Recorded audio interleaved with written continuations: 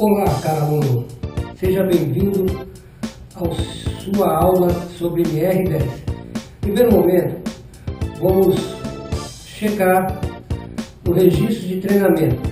Bom, é importante que você preencha esse formulário que você está vendo, onde consta o contrato do seu curso, a sua região, Goiânia. Você é um aluno que prestará serviço no contrato N, e aqui está a ementa do curso.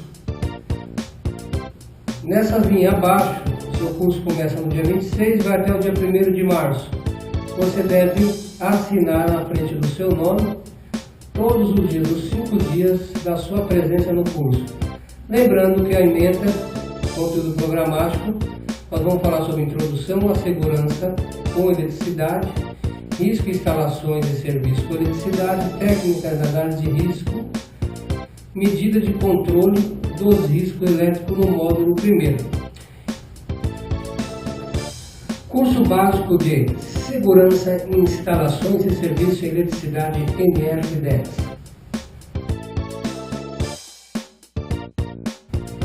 Composição: módulo 1, risco elétrico. Módulo 2, primeiros socorros. Módulo 3, prevenção e combate a incêndios.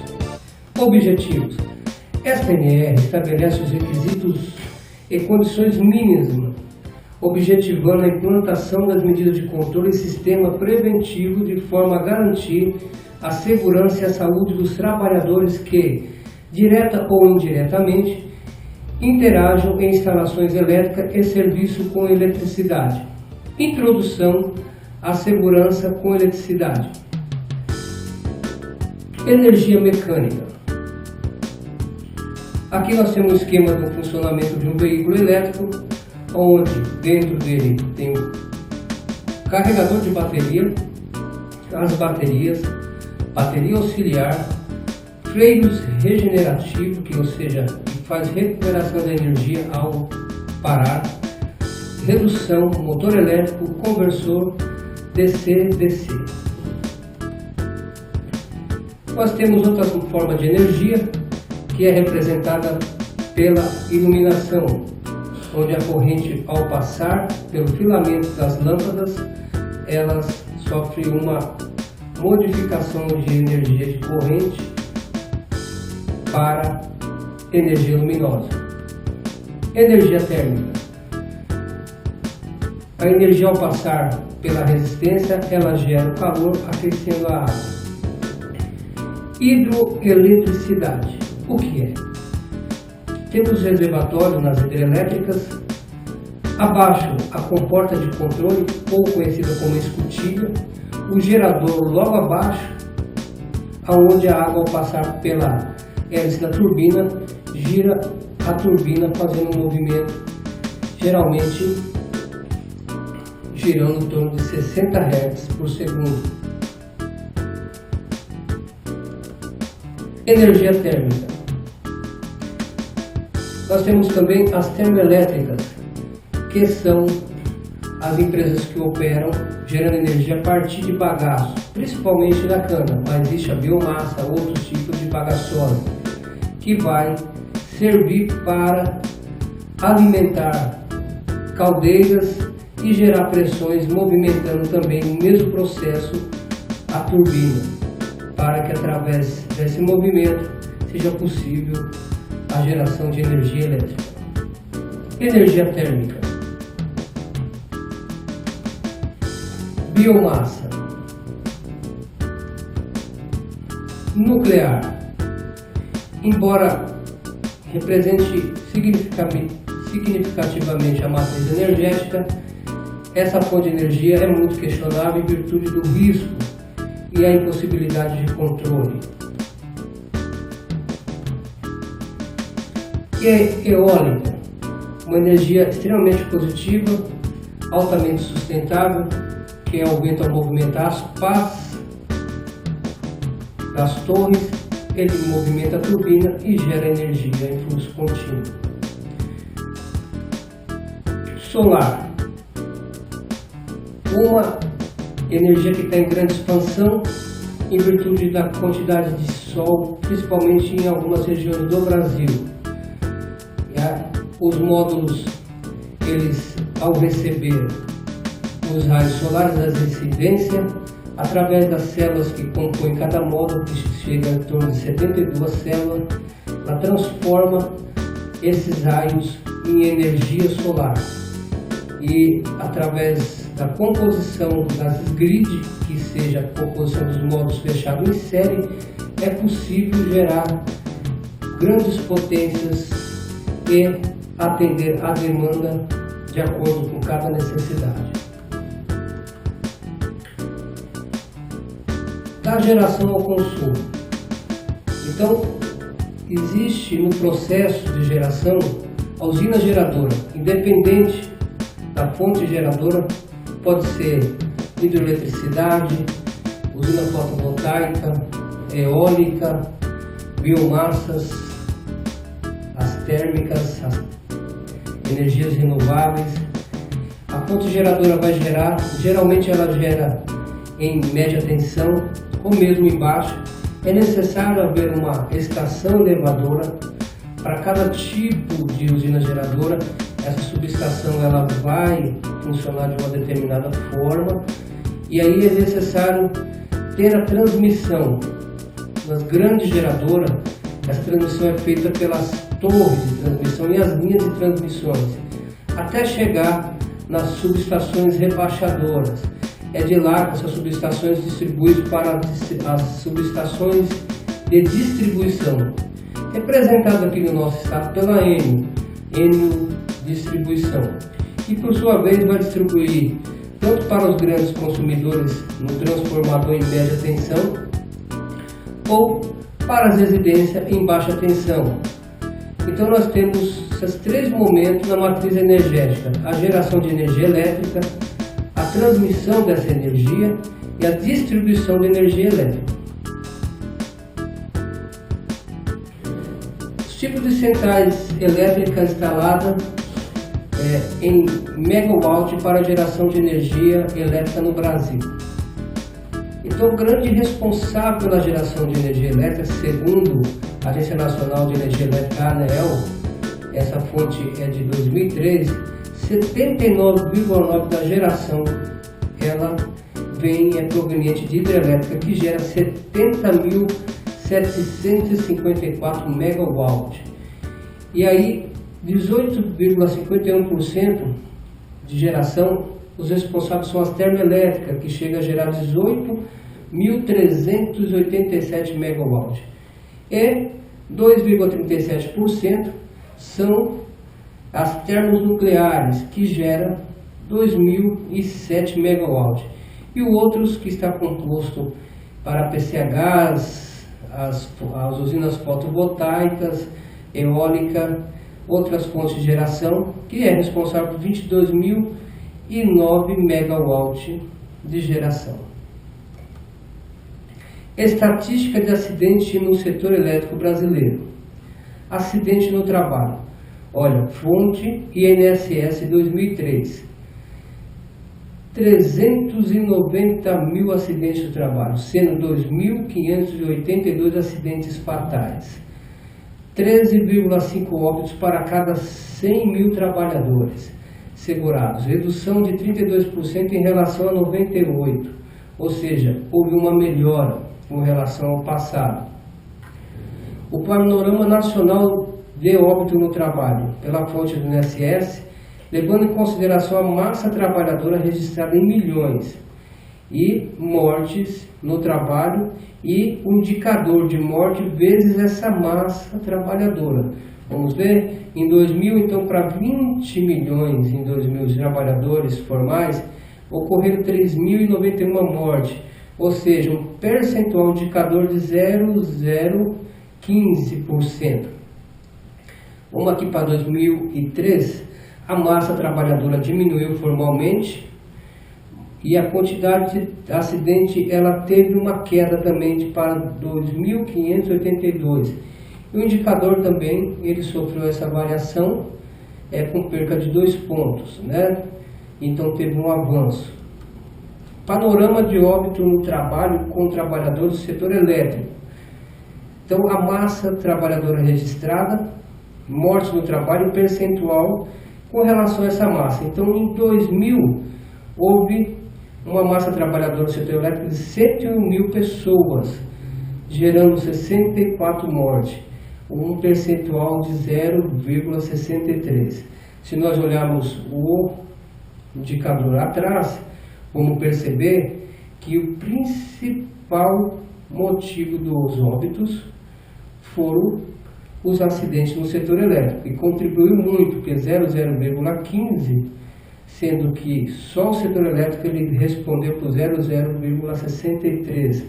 Ele contribuiu muito, jogando dentro uma massa trabalhadora do setor da construção civil, setor de serviço, transporte, né, diversos outros setores. A massa trabalhadora do setor elétrico contribuiu muito para a carga daquele indicador. Sendo que, no quesito 2003, quando foi feito os primeiros estudos para mudança na NR10, houve uma massa trabalhadora de 96 mil, teve uma queda também no trabalho formal em 2003, houve 88 mortes, então contribuiu muito mais, pesou bastante, pois o percentual em 2003 de vítimas fatais no setor elétrico subiu de 63%, 0,063% para 0,91%. Comparação, óbito no setor elétrico vezes índice geral nacional.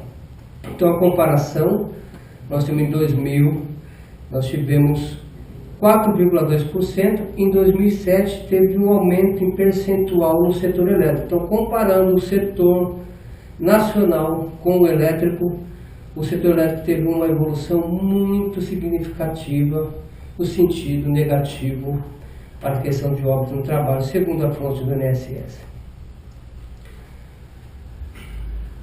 Ano de 2006, número de empregados próprio do setor elétrico, ou seja, direto da distribuição da empresa contratante, 101.105 empregados. Acidente com afastamento, 840 empregados. Acidente com afastamento, 1999, 1.435. Sem afastamento, 1.023. A relação dos acidentes entre eles teve 1,40. Em 2006, acidente com afastamento, 840. Sem afastamento, 918. A relação 0,92. Comecei a ter uma sensível queda em 2006 no quesito de acidentes no setor elétrico, em virtude da nova redação da NR10 e também de alguns processos para combater a escalada de acidente de trabalho no setor. Então nós verificamos também que acidentes com empresas contratadas, que representa esse número azul, e acidentes com empresas direta, que são os empregados das próprias concessionárias distribuidoras. Então, para esse índice indicador aqui de 2000, houve 15 acidentes fatais na empresa de distribuição e a contratada sofreu 49 óbitos. Em 2006, houve um aumento significativo, 19 fatais nas empresas de distribuição e 74 óbitos aconteceram. Veja que lá atrás nós retratamos acidentes com afastamento e sem afastamento. Aqui nós vemos uma grande evolução no indicador dos acidentes fatais com relação à empresa, os empregados diretos e os empregados indiretos. Total de acidentes com população, levando em consideração todos os setores econômicos do Brasil. Em 2000, 1.058, 2006, 936. Então vamos ver o que é isso. Construção, manutenção civil, 264. Atividades ou brincadeiras, 78. Ligações clandestinas, 70 acidentes. Cabo energizado no solo, 67. Veículos, 60 acidentes. Instalação reparo de antena, 46. Subir ou poldar árvore, 45. Fluxo de condutor elétrico, 28. Cerca varal energizado, 27. Acidentados próprios, maior desde 1977, 4,2, que são os chamados diretos. Gravidade de acidentados próprios, 719, pequena redução. Então houve uma redução, nós tínhamos atrás uma gravidade maior e ela teve uma redução em 2005, em virtude da gestão da própria norma que entrou em vigor. Acidentados fatais da contratada, nós percebemos também lá atrás que houve um aumento com relação aos trabalhadores diretos das concessionárias e os contratados com relação à concessionária, ela teve uma elevação no agravo. População acidentada das fatais, com relação à massa operária, massa geral de trabalhadores, 293, teve uma pequena tendência de queda depois do advento da norma NR10. Risco, instalações e serviço em eletricidade. Choque elétrico. Choque elétrico, considerando que nós temos aqui uma tensão e ela só vira corrente quando nós temos uma ligação de trabalho, ou seja, um condutor, colocar a mão para que essa tensão possa se transformar numa corrente. Choque elétrico. Acidente de trabalho mata 3 pessoas em Calcaia. E vamos ver o que diz Fátima Guimarães. Em Calcaia, o contato de um andame de ferro com um fio de alta tensão causou a morte ontem de 3 trabalhadores, deixando outros 3 feridos. Um deles é o proprietário da empresa Auncar Veículos Especiais. Essas informações é de 10/3/2007. Então, 3 trabalhadores movimentavam um andame próximo à rede de média tensão, quando teve contato de parte desse andame tubular com a rede, segundo relatos, inclusive acompanhado pelo técnico de segurança do trabalho da Coelcio Cícero. Também houve um acidente com o funcionário eletricista Juliano Oliveira Maia, morreu de insuficiência renal na tarde do domingo, dia 22, no Hospital de Queimadura de Bauru, por onde havia sido transferido. Ele era da contratada da parceira Medral Engenharia e prestava serviço para Electro e foi vítima desse acidente fatal no dia 29 de junho, na município de Dracena. E mais relatos que saem estampados nas capas de jornais. Estudante Ana Cleuder de Andrade, de 15 anos, morreu tragicamente no final da tarde de ontem ao sofrer uma violenta descarga elétrica. Então esses relatos mostram o risco do setor elétrico, não só para quem trabalha, mas também para a comunidade de uma forma geral. Choque elétrico é a passagem de uma corrente elétrica através do corpo, utilizando como meio condutor. Choque produzido por contato com o circuito energizado. Como eu disse, nós temos uma tomada, existe uma tensão.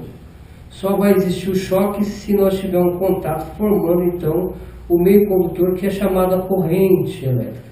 A tensão, ela está na tomada, é necessário que haja um meio condutor para que feche o circuito e haja o efeito da passagem da corrente. Choque produzido por contato com o corpo eletrizado.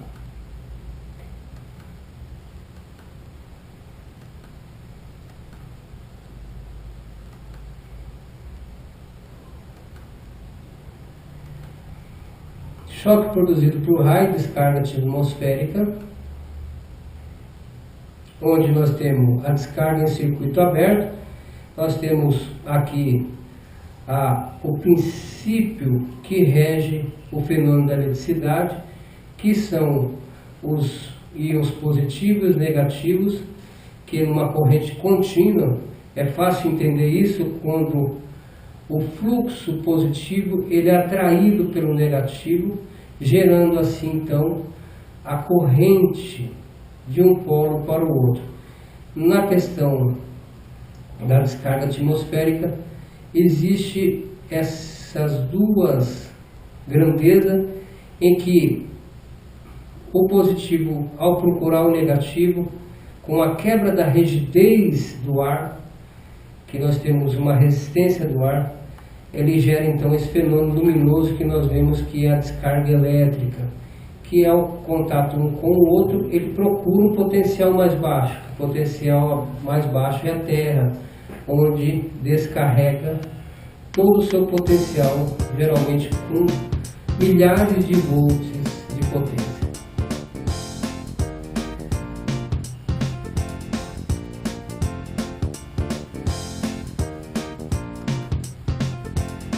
Então o Brasil registra 28 mortes por raio este ano.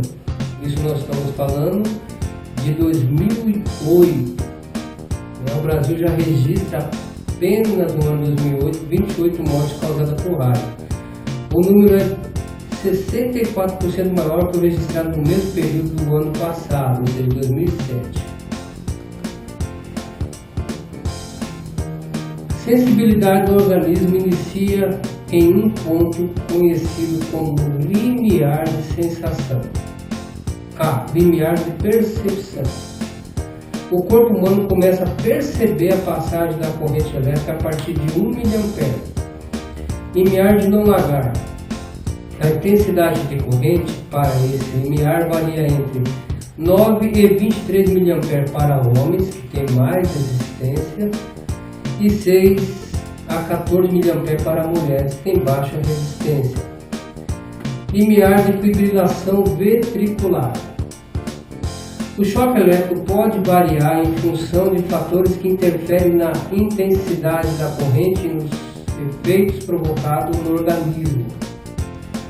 Os fatores que interferem são o percurso da corrente elétrica no corpo humano.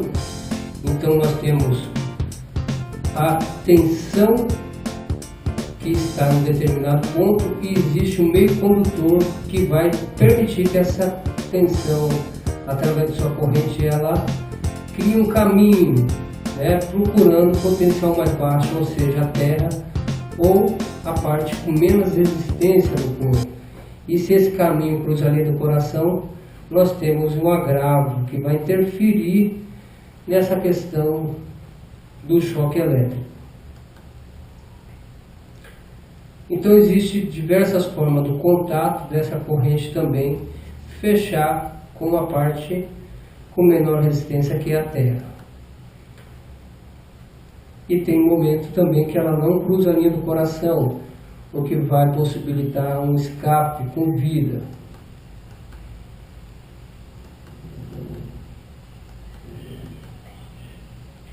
Os fatores que interferem são o tipo de corrente elétrica. Então nós temos dois tipos de corrente. Corrente alternada, sensação de formigamento, valores acima de 1 mA. E a corrente contínua, valores acima de 5 mA para que haja essa sensação. Tensão nominal. Então, abaixo de 120 volts em corrente contínua, pode ficar infinitamente o tempo que for nesse contato, que não tem nenhum mal, não causa mal ao organismo humano. Então 120 volts em corrente contínua, nós temos capacidade de aguentar 5 segundos, 140, 1 segundo, 160 volts, 0,5, que é a metade de um segundo, 175, 0,2, que é 1/3 de um segundo, 200, que vai representar uma fração de milésimo de segundo, e 250, nós temos aí uma diminuição para 0,5 de milésimo de segundo, 310, 0,3 de milésimo de segundo. Tensão nominal. Então, Duração máxima da tensão de contato em corrente contínua. Veja bem, abaixo de 50 volts, o tempo de exposição de contato é infinito em duração. Agora 50 volts, o tempo de suportação 5 segundos, 75, 0,60 segundos, 90 volts, 0,45 segundos, 110 volts, 0,36 segundos, ou seja, 1/3 de um segundo. 150 volts vai aguentar 1/4 de um segundo, 0,27. 220 volts vai aguentar aí cerca de 1/8 de segundo e 280 cerca de 1/10 de segundo. Intensidade da corrente elétrica. Então veja bem, senhores, aqui nós temos um gráfico com zonas tempo vezes a corrente. O tempo que a gente suporta exposto a uma corrente e os efeitos sobre a pessoa. A fonte é da norma técnica IEC 4791.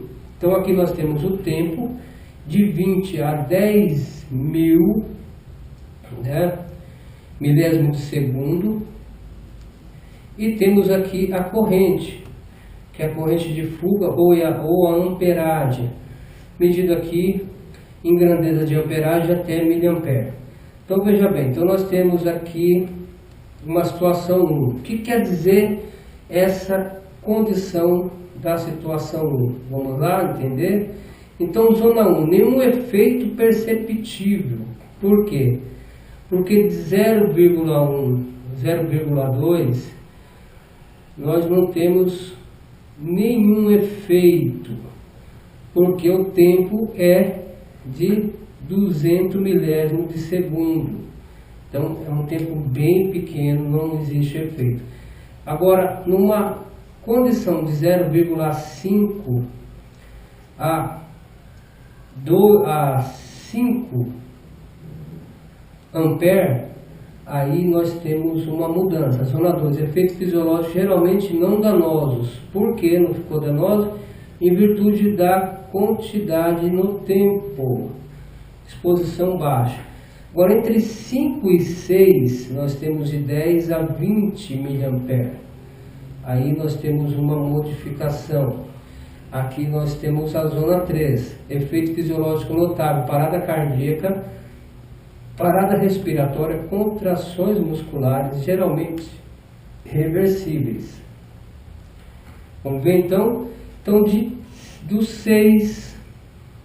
do 3 ao 4, nós temos uma corrente de 100 até 1000 mA. Nessa condição, é a zona 4, elevada probabilidade de efeito fisiológico grave, irreversível, fibrilação cardíaca, parada respiratória. Então, nessas zonas, nós temos acidentes graves. E a zona 5 e 6, na zona 5 e 6, nós temos faixa de atuação do dispositivo DR, ou seja, nessas zonas nós vamos ter, vai ser nessa linha aqui, 5 e 6, a necessidade de colocar uma proteção aditiva em virtude do grande risco de morte. Então vamos lá, de 1 a 3 mA, o efeito da corrente, efeito, percepção. Então de 1 a 3 mA a causa, a passagem da corrente provoca formigamento, não existe perigo. Né? E 3 a 10 mA, eletrização, a passagem da corrente provoca movimentos. 10 mA, tetanização, a passagem da corrente provoca contrações musculares, agarramento ou repulsão. 25 mA, parada respiratória, a corrente atravessa o cérebro. 25 mA, asfixia, a corrente atravessa o tórax. 60 a 75 mA, fibrilação ventricular, a corrente atravessa o coração. Efeito, causas, transtorno cardiovascular, choque elétrico afeta o ritmo cardíaco, gerando infarto, taquicardia e etc. Queimadura interna. A energia dissipada produz queimaduras internas, coagulação, carbonização. Queimaduras externas, produzida por arco elétrico a 4.000 graus Celsius. Outros transtornos, consequência da passagem da corrente auditivo, ocular, nervoso, renal e etc. Tempo de duração do choque elétrico. Quanto maior o tempo do choque elétrico, maiores são os danos e as suas consequências. Frequência da rede. Correntes com frequências maiores são menos sentidas pelo organismo. Vamos ver? Então nós temos aqui a frequência que é representada pela quantidade de vezes que o gerador passa em torno da turbina lá na hidrelétrica ou nas usinas geradoras. Então nós temos uma frequência aqui de 50 a 60 giros por segundo. Então esse giro ele é dado chamado frequência em Hertz. Então para a frequência de 50 a 60, que são tensões aqui do Brasil e Paraguai, o limiar de sensação em miliampere. Nós temos 1 miliampere, que é a frequência dessa corrente. 500, é possível suportar 500 Hz frequência 1,5 mA, 1000 Hz frequência 2 mA, 5000 Hz, ou seja, são giros de placa de processadores, é possível suportar 7 mA, 10.000 Hz, nós já estamos já em uma situação de ultrassonografia, é possível aumentar 14 mA, sem sentir o efeito da corrente, 100.000 Hz, 150 mA, é a frequência aí de tomografias e esses procedimentos altamente evasivos. Os efeitos de uma corrente elétrica produz no corpo humano são 4. Vamos ver? Tetanização. Fenômeno da corrente e da contração muscular produzida por um impulso elétrico. Está aqui o exemplo do músculo esquelético superiores, vista anterior. Aqui nós temos, vou pôr o óculos para explicar melhor. Nós temos bráquio radial do braço e a braquial, que são acionadas ao sentir esse efeito da corrente. Aqui nós temos a frontal, orbicular da pariobras, temporal e etc. Tetanização vai, conforme ao local que fechar a corrente, sofrer as partes que está passando a frequência dela. Parada respiratória. Corrente circulando pelo corpo humano pode causar uma parada respiratória. Então, o coração situa-se na cavidade torácica entre os dois pulmões. É forrado pelo endocárdio, membrana interna, e pelo periocárdio. Então, nosso coração ele está protegido por esses órgãos. E aqui ele está entre os pulmões, coração recoberto por duas membranas, então ele está coberto por essa membrana, e o diafragma está logo abaixo. Então nós temos aqui também o esquema aqui das vias aéreas superiores, nasal, cavidade nasal. Aí nós temos aqui formação da laringe, aí epiglote, etc. Queimadura. Queimadura é a lesão de um tecido produzido pelo efeito do calor e de substâncias químicas ou da eletricidade. A passagem da corrente através de um condutor cria o chamado efeito Joule, ou seja, uma certa quantidade de energia elétrica é transformada em calor. Então nós temos aqui energia, que é calorífica, é igual à resistência do corpo vezes a corrente ao quadrado, ou seja, o choque elétrico vezes o tempo de exposição.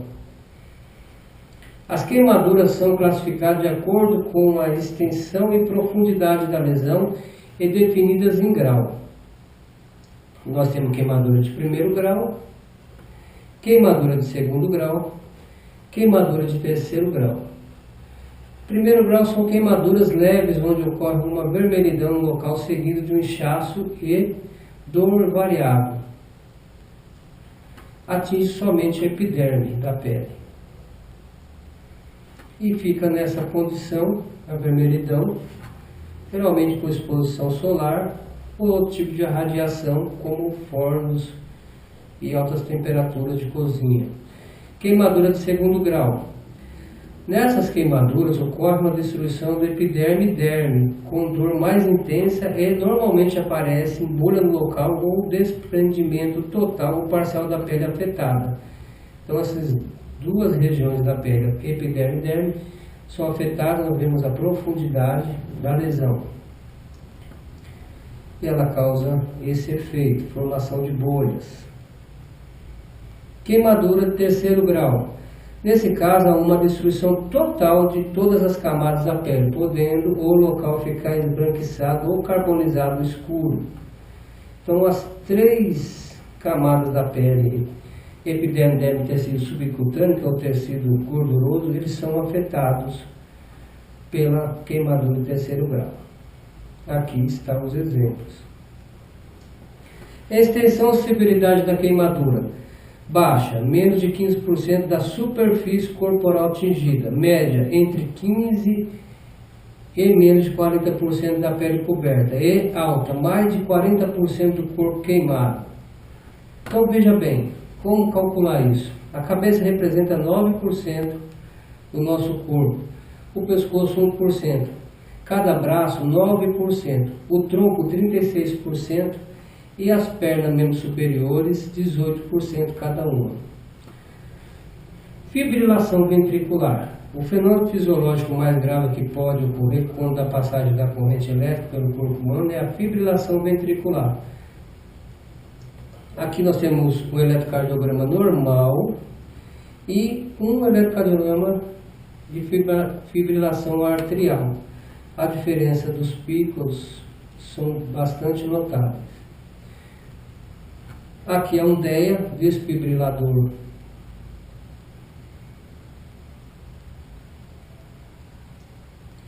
Arco elétrico. O arco elétrico é resultante de uma ruptura dielétrica de um gás a qual produz uma descarga de plasma, similar a uma fagulha instantânea, resultante de um fluxo de corrente em meio normalmente isolante, tal como o ar. Então houve aqui, entre o condutor e a parte aterrada, uma perda de rigidez, formando um gás que deu a formação desse fenômeno do arco elétrico.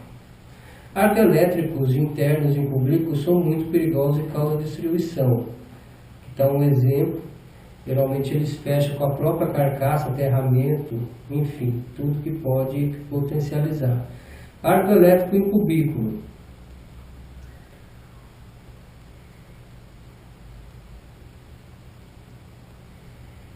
Normalmente os arcos elétricos em painéis aparecem por mau contato, por exemplo, pela perda de pressão dos parafusos de conexão. Então nós precisamos fazer a checagem dos condutores, dos bornes que fecham as éguas dos painéis, dos QGT, dos quadros de força, para quê? Conseguir com isso perceber se há ali uma formação de um possível arco elétrico. Depreciação da isolação, sobretensão, sobrecarga, fim de vida do dielétrico, efeito de fabricação de componentes ou equipamento quando não detectado no início, ou mesmo aparece ao longo da vida. Projeto de instalações inadequadas ou mal dimensionada, manutenção inadequada, introdução de mudanças sutis sem avaliação técnica adequada e contatos acidentais ou inadvertidos de ferramenta, peça e erro humano. Somente quando alguém vai trabalhar num painel energizado, esse método ao contato, que não faz as barreiras de controle com parte da carcaça do painel, que é todo metálico que está aterrado. Ali fecha entre o potencial energizado e a carcaça, com a chave, com o corpo, e isso pode gerar um arco e se tornar muito perigoso. Tais falhas devem ser evitadas, seus efeitos controlados por projeto adequado para este fim e proteção em tais como detectores ou sensores de arco, relés instalados nos compartimentos. Sensores de arco podem ser de 3 tipos. Sensores pontuais, responsáveis pela proteção na zona 3, né, que são esses bornes. Sensores de arco, sensores em fibra óptica na figura 3 são responsáveis pela proteção da zona 1 e 2. Sensores portáteis responsáveis por proteger pessoas durante a manutenção no painéis. Relé dedicado à proteção de arco. A proteção do arco voltaico tem que ser extremamente rápida. Os detectores atuam em apenas 7 milésimos de segundo, mais o tempo de atuação do disjuntor, em média 50 milésimos de segundo. Então aqui é um componente inteligente eletrônico que atua na situação de arco. Campo eletromagnético é gerado quando da passagem da corrente elétrica no meio dos condutores, ou seja, a corrente, né, nós temos aqui um amperímetro de corrente alternada mostrando a corrente que está dentro desse processo. Aqui está representando uma bobina. Então aqui nós temos os fechamentos dessa carga e em torno dela gera o campo eletromagnético. Então ao fechar o circuito, esse campo está continuamente presente em torno desse meio condutor. Então nós temos as polaridades aqui de um sistema elétrico em corrente contínua. Então nós temos o lado positivo e negativo. Então ao ser atraído, o lado positivo corre para o lado negativo, gerando assim na sua trajetória onde ele vai alimentar determinado tipo de equipamento, um campo eletromagnético.